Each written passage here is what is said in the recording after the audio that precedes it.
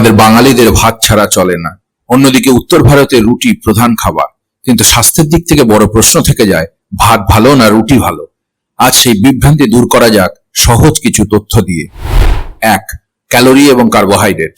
একটা মাঝারি সাইজের আটার রুটিতে 70 থেকে 80 ক্যালোরি শক্তি এবং 15 গ্রাম কার্বোহাইড্রেট থাকে।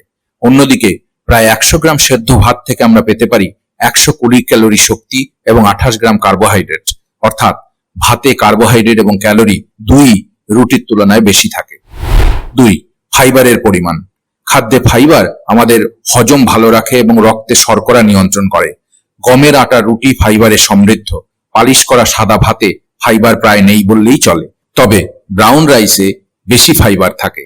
তাই কারো যদি কোষ্ঠকাঠিন্যের সমস্যা থাকে তাহলে রুটি খেলে সেই সমস্যা কিছুটা মিটতে পারে।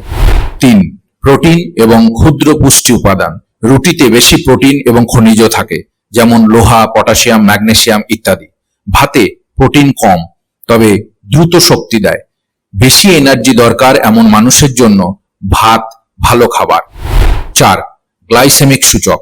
ভাত, বিশেষ করে সাদা ভাত, রক্তে শর্করা দ্রুত বাড়ায়, অর্থাৎ গ্লাইসেমিক সূচক বেশি। অন্যদিকে রুটির গ্লাইসেমিক সূচক কম, তাই ডায়াবেটিস রোগীদের জন্য রুটি বেশি নিরাপদ। 5. হজম ও আরামদায়কতা। ভাত সহজে হজম হয়, অসুস্থ বা বয়স্কদের জন্য তাই ভাত বেশি ভালো। অন্যদিকে রুটি হজম হতে সময় লাগে, বেশি সময় ধরে পেট ভর্তি থাকে। এর ফলে ওজন নিয়ন্ত্রণের জন্য রুটি একটি ভালো খাবার।